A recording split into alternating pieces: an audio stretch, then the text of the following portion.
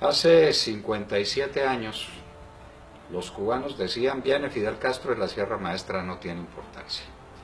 Aquí lo manejamos, salimos de este bárbaro de Batista, nos hacemos a Castro y a Castro después lo absorbe el sistema y convivimos con él. Hace 57 años se quedaron sin país. Lo que está abierto, lo único que está abierto en Cuba son las cárceles. Todo el sistema productivo cubano se arruinó. La gente vive en la miseria. Y han vivido lo que han podido vivir de regalo de la Unión Soviética, que les dio las millonadas de dólares que no ha repartido los Estados Unidos en toda América Latina, y han vivido últimamente de los regalos que les da el chavismo y el madurismo, es decir, han vivido de regalo, han sobrevivido de milagro. Ahora, cuando se les acaba el petróleo de Chávez y de Maduro, se preguntan: ¿y ahora de qué vivimos la mala vida que tenemos? Hace cerca de 20 años, los venezolanos decían: Chávez, eso no vale la pena, ese es un golpista, ese es un militar cheverongo que habla de cosas tontas y que habla de socialismos y que habla de tonterías. No vale la pena lo de Chávez, con tal de que salgamos de estos políticos corruptos, vámonos con Chávez. Perdieron el país y lo perdieron hasta el punto en que no tienen que comer. Los colombianos vivimos de espaldas a la realidad de que nuestros hermanos venezolanos no tienen que comer. El proyecto de inflación para este año es del 700%. Les acaban de subir el salario 50%. Luego le queda un 650% a los venezolanos para que puedan comer. Pero tienen un problemita, y es que, siendo tan altos los precios, van a los supermercados y no encuentran las cosas, porque el aparato productivo lo arruinaron, porque el campo lo destruyeron, porque no tienen con qué importar alimentos, y eso en el país más rico de América y uno de los más ricos del mundo, que es Venezuela. Los colombianos estamos jugando el mismo juego, el de los cubanos hace 57 años, el de los venezolanos hace 20, esto de que vienen las FARC y de que Juan Manuel Santos les está entregando el país y que va a haber distintas zonas de la nación entregadas a la guerrilla de las FARC. En fin, ahí vemos cómo nos vamos a batir. Los empresarios juegan el juego insensato que jugaron, por ejemplo, los empresarios con Hitler. Les parecía cheverongo Hitler porque les daba dinero a ganar, porque se apoyaba en ellos, y después pagaron con sangre, con dolor, con lágrimas el desvío que cometieron. Así son las cosas. Estamos hablando de una tragedia que no existe. No, la tragedia sí existe.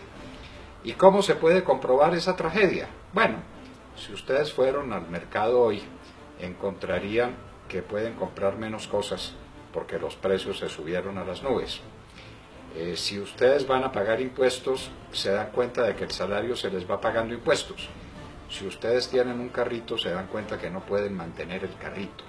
Colombia está descuadernada, como diría en algún momento Carlos Lleras Restrepo, y el país está al borde de la quiebra. O está en la quiebra mismo. Las empresas del país no valen nada. Por ahí dijo el presidente Santos, alias Juanpa, que no vendería Ecopetrol. Pues no va a vender Ecopetrol porque no hay quien se lo compre. Ecopetrol no vale un peso.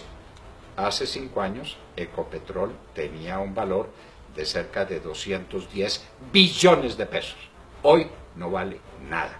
Quebraron Ecopetrol, regalaron a Isagen.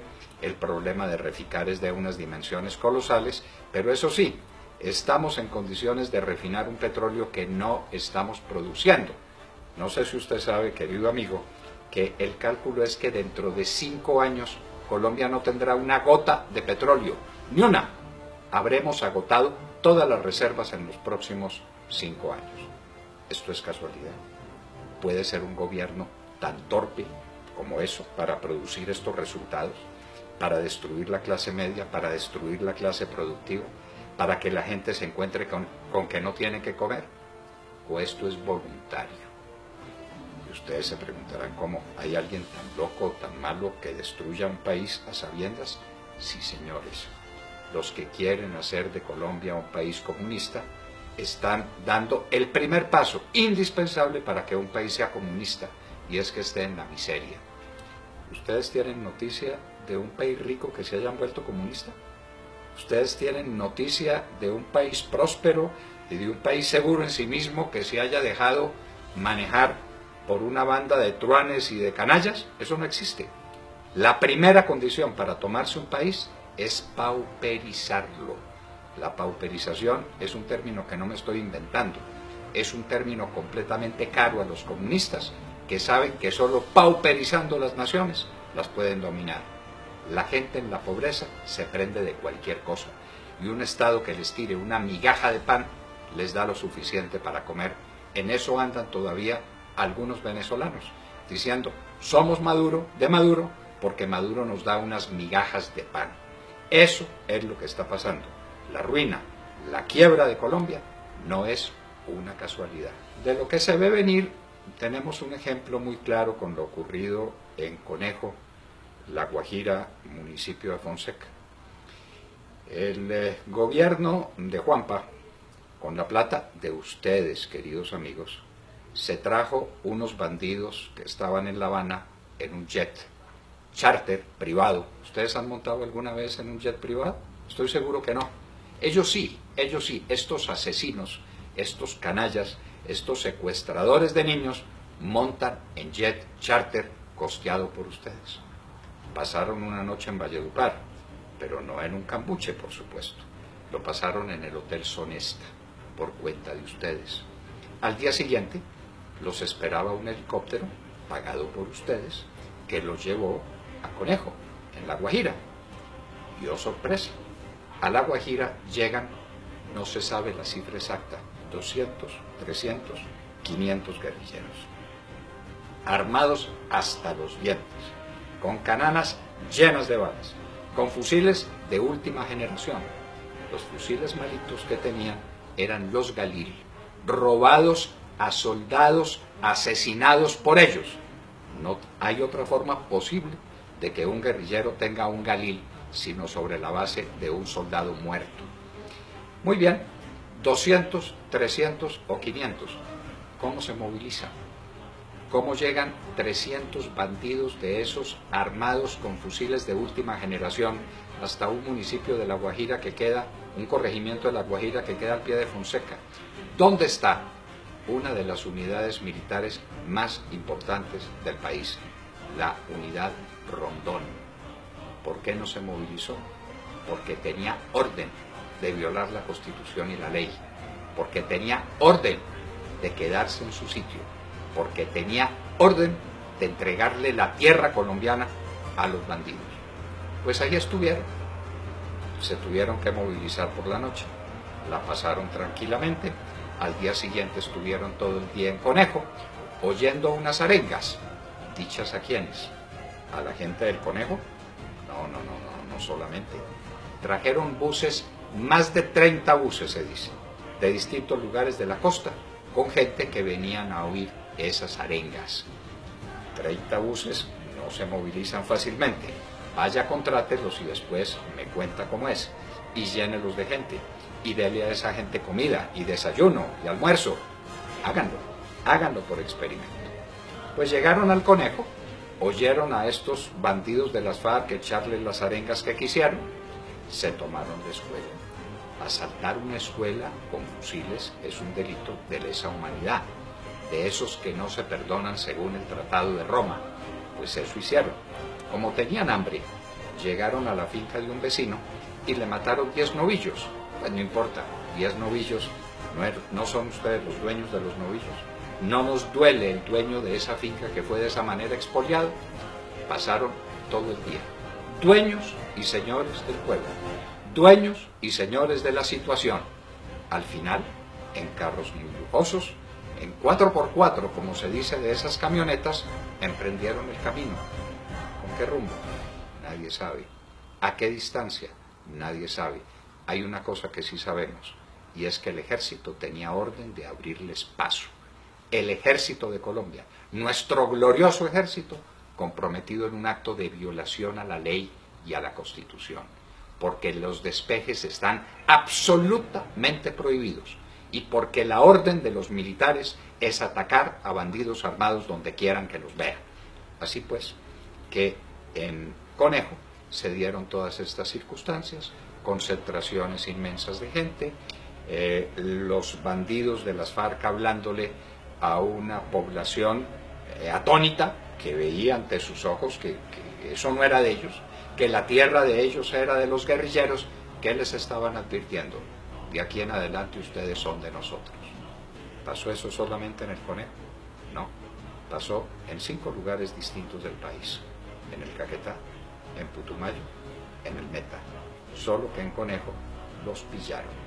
Y una vez que los pillaron, salió Juanpa Santos, el presidente, que tenemos por desgracia, a decir: las FARC abusaron de nuestra credulidad. ¿Sí? ¿Quién los trajo en jet? ¿Sí? ¿Quién los albergó en un hotel de 5 estrellas? ¿Sí? ¿Quién se los llevó en helicóptero? ¿Sí? ¿Quién los tuvo días perdidos sin que nadie sepa dónde más estuvieron? ¿Dónde más cometieron atropellos? ¿Dónde más se comunicaron con grupos armados para lo que se viene, que es el dominio total del territorio nacional? De La Habana va a salir un acuerdo, dice, una convención, donde les van a entregar un número de territorios que nadie sabe cuánto es. A juzgar por los que van a venir a verificar el proceso, son por lo menos 18 lugares del país. No son 18 conejos, son mucho más grandes que esos 18 conejos. Nadie los quiere recibir. Ya dijeron los del Casanare que no los reciben. Ya los de Antioquia están en pie de lucha. ¿Quién quiere recibir a esos bandidos, a esos asesinos? Nadie. Santos está hablando de una guerra que no existe, cuando teníamos plena seguridad en los últimos días del gobierno de Uribe, y a lo largo prácticamente de los 8 años del gobierno de Uribe, nos están armando una guerra que calculan ellos que van a ganar, inclusive con la ayuda de nuestro ejército. Ellos calculan que nuestro ejército se va a unir a los bandidos. Lo que sigue, señores, es la esclavitud, la pobreza y el hambre. Ante estos acontecimientos dramáticos, ante estos hechos trágicos, el ciudadano del común, usted que me está viendo, me está oyendo, se pregunta: ¿yo qué puedo hacer? No puedo hacer nada. Sí podemos hacer.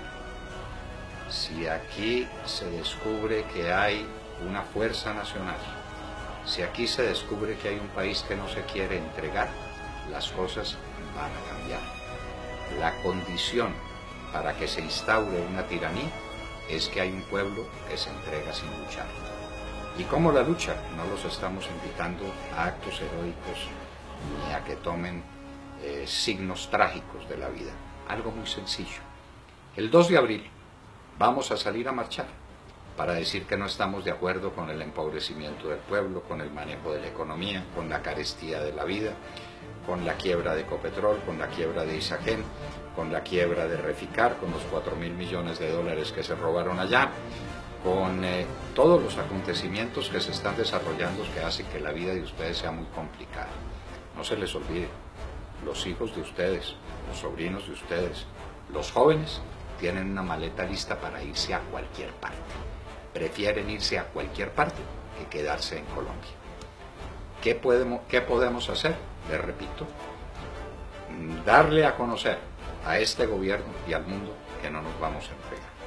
El 2 de abril habrá una marcha. Está convocada por el Centro Democrático, pero no es del Centro Democrático, no es de nadie. Realmente quienes invitan son esos anónimos colombianos que desde las redes sociales le dicen al otro: venga, caminemos. Caminemos porque no estamos de acuerdo. Caminemos porque no queremos vivir en una tiranía. Caminemos porque no queremos que los peores asesinos del continente en la historia, que son los miembros de las FARC, gobiernen a Colombia. Caminemos el 2 de abril. Es una oportunidad. Si algún día pasa lo que pasa, usted dirá orgulloso: al menos caminé el 2 de abril. Si usted no sale el 2 de abril a la calle, se dirá para usted mismo y para siempre y para sus hijos: tuve la cobardía de no salir el 2 de abril a caminar. Caminemos con alegría, caminemos con fe, pero digámosle al mundo que Colombia no es una tierra apta para los tiranos y que Colombia no será, como no ha querido nunca serlo, un país comunista.